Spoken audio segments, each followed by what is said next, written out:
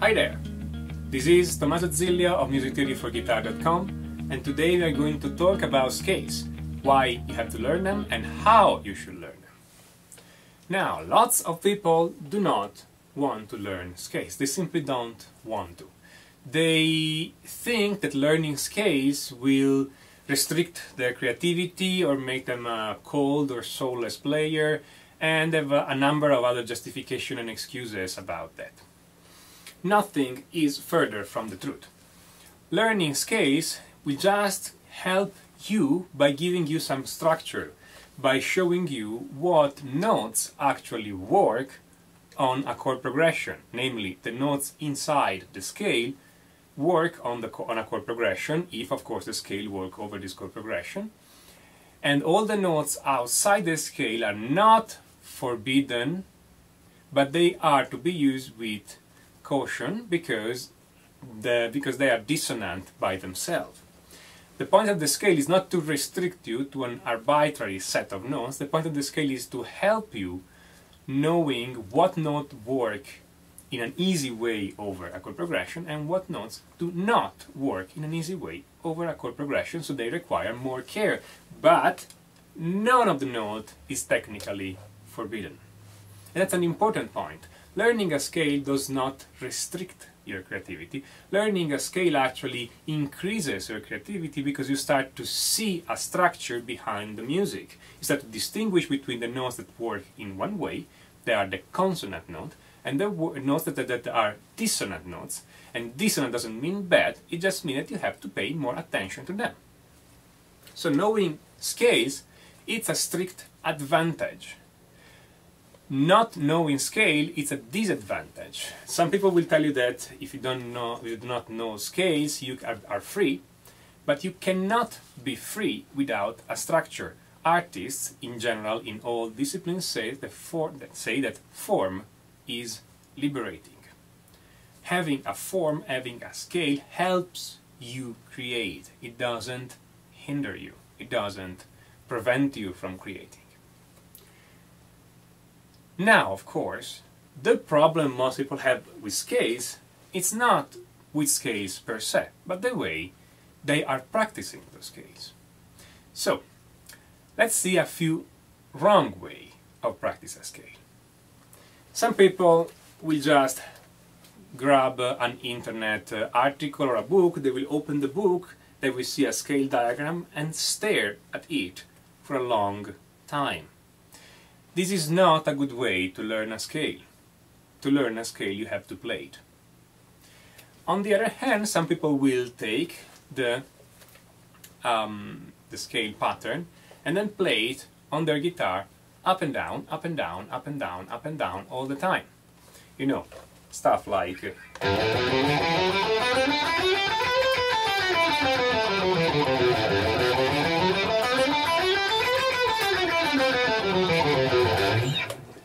and on and on and on. Now, doing just this, playing the scale up and down, it's mind-numbingly boring. And I cannot fault you if you don't want to do it, because honestly, I don't do it much either. Because that's the worst possible way to learn a scale. It is useful for only one specific thing, is that if in your music you want to put a lot of scales played up and down. But most music don't contain a lot of scale played up and down straight. So, other people will go on the internet and search videos of some of their guitar heroes jamming over a scale, and then they will try to copy the licks. Well, that is marginally better, but you can't really learn much because you are just copying stuff that you see. You're not creating stuff yourself. You're not really owning that scale, you are just borrowing stuff from other people. So all those systems don't really work. They are just coping mechanisms, if you want, when you are presented with a scale. It's just a way to, okay, let's do something with that. But you're not really learning the scale. So, how can you actually learn a scale? What are the best way of learning a scale? And with these can be a diatonic scale, a pentatonic scale, any scale, an exotic scale, any kind of scale, doesn't matter how it's fingered. doesn't matter what kind of shape, doesn't matter what kind of system, any scale. There are two best ways to learn a scale, and there are two best ways, at least basic ways. There are more advanced ways later, but there are two basic best ways of learning a scale, and there are two because a scale has two focuses. One of the focus of learning scales is that it helps your technique, and the other focus is that it helps your ear training. Those are the two goals of a scale, if you want. Being able to actually play, and also being able to hear what you play, so you can play something that has actually some meaning on the guitar, not just the scale up and down. If you want to boost your technique on a scale, and technique is not only speed, it is also speed, but not only speed. It could be just dexterity, versatility, okay, or relaxation. One of the best ways to work on a scale is to not play the scale straight, but to play sequences on that scale. I already made a video about sequences on the pentatonic scale, and the very same concept will apply to diatonic scales and to any other kind of scale. So you can see the video here, the link will appear here. So you can just click there and see what exactly a sequence is. I'm just going to show a few examples on a diatonic scale. In this case I'm using a G major scale, and I'm on a 3-note per string pattern because I like those. So the scale straight is this one. A sequence would be to play the scale in a broken way, but a regular broken way. So for instance, something like this. Etc, etc, no? This kind of thing. Or you can play something like...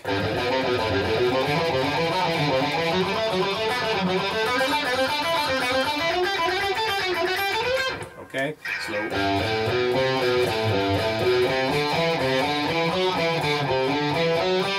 Okay, or there are many possible variations. You have these. You have these. You have these. You have many other of those sequences that you can play up and down, etc. And those, since they are different every time, since they are not just a scale straight, will have the first effect of making your technique better and making you more confident of the instrument.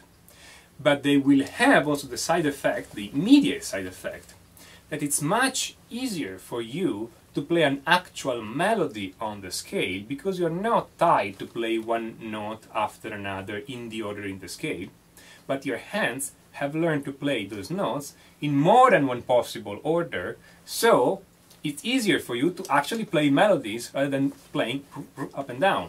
Okay? The secret of not sounding linear, not sounding as a scale, not sounding as a scalar, the secret of not sounding this way is to learn more about the scales, not less.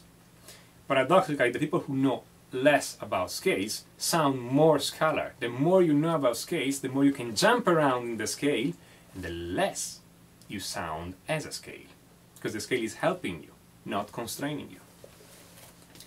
So that's for technique. Now, if you want to work toward the other goal of scales, namely ear training, which is even more fun, then you need to learn how the scale sounds in a real musical situation.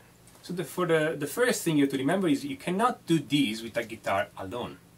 You can't, because a scale alone is not enough for your brain to work properly. So the first thing is that you have to use a backing track. If you want to learn how a scale sounds, you have to use a backing track. You can find those backing tracks anywhere. I don't care. They're all good as long as they stay in one key, so you can actually work in one key. Though I prefer sometimes work on backing track with a single chord, because this way you can actually learn how every single note sounds over that chord. But the important point is this: don't do it with your guitar alone. Use a backing track. And then what do you do on top of this backing track? You improvise. you use this scale to improvise a solo. Now, I don't want you to try to create the best solo ever. I just want you to try to play your scale on the backing track and try to hear how all those notes sound and maybe try to create some little melody. Okay? The more you do that, the more your hand will connect with your ear. Now, this is not just mindlessly noodling and try to cram in all the licks you know. You are still studying a scale. You are still practicing. It's not just random playing. So you want to stick to one pattern of the scale and you want to try to see everything you can play in that pattern of the scale. Now, if you have problems trying to create a melody, you can try another way. You can try having the backing track and then sing a melody on top. And yes, I know many of you don't want to sing. Don't turn off the video right now because I said the word sing. But one thing you want to do is to try to sing a little melody and then find it on the guitar. And the more you do that, the more your ear connects to the scale and the more you own the scale. Now, I don't have a backing track handy right now, so I'm just going to make do with what I have. I'm just going to play a G power chord here because I am on a G major scale. Okay? So, let's say a melody is something like, yeah, something like this. You will forgive my voice, it's horrible. But you see, you sing something, you find it on the fretboard. Now you see me doing these very fast, probably. It wasn't like this at the beginning. It wasn't like this when I started. When I started, it took me forever to find a note and then find the next note, etc. So if it takes you longer than this, it's normal. What you see is the result of me doing these a lot of times, also because ear was my weak point when I started, so it took really a lot for me. For many of you, it's not a problem. I see in my students that most of them have better ears than what I had when I started. So I can tell you, I'm one of the worst in hearing, and now I can sing a melody and bam, find it without even thinking, and you will be able to do that too. So this would be a good way to learn a scale, okay? So, wrong way to learn a scale is going on the internet, playing the scale up and down, noodling mindlessly, watching your heroes playing the scale. It's useless. Good ways of learning a scale are playing sequences on it or exercises on it that are not just the scale up and down, because those increase your dexterity rather than just up and down, up and down, up and down. And honestly, they are way less boring. And trying to improvise over the scale and create a melody, and if you can't, try to sing a melody on a backing track, even if your voice is horrible like mine, and then trying to find those on the guitar, on the pattern you just learned. This way you will start to connect the scale and the ear, your hands and your ears, so that when your ears will need a specific sound, your hands will find the sound without you even thinking. And again, it doesn't take years. It doesn't even take months. It takes weeks, probably. If you sit down and do this exercise, you see that your ear will improve much faster than you think. Now, those are not the only possible ways to learn a scale. And of course you may ask me, okay, but Tommaso, I don't know any scales, or I want to know more about scales, but I do apply this stuff in my real life music situation. In this case, shameless plug here, you guys know that I have a course called Master of the Modes on my website, and the link will appear right now.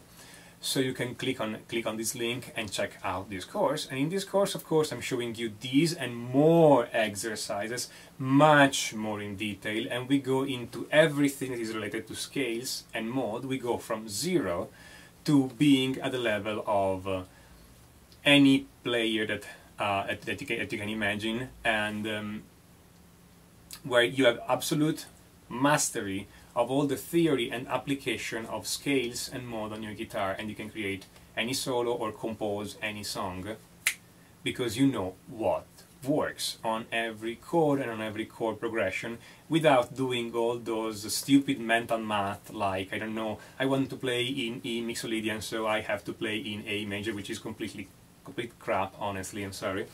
There are much better ways to do this than always going to the major scale, and it's much easier than what most people make it to be. Modes are actually easy if you approach them the right way. Modes seem really complicated because lots of people approach them in very brainy and non-practical ways. In the Master of the Mode course, we go down to the practical application immediately, and you're going to have also a lot of sequences to play on the guitar and a lot of other things that will help you, not only from the theoretical point of view but also from the practical point of view. And with this I leave you until the next video. Thank you for listening and see you next time.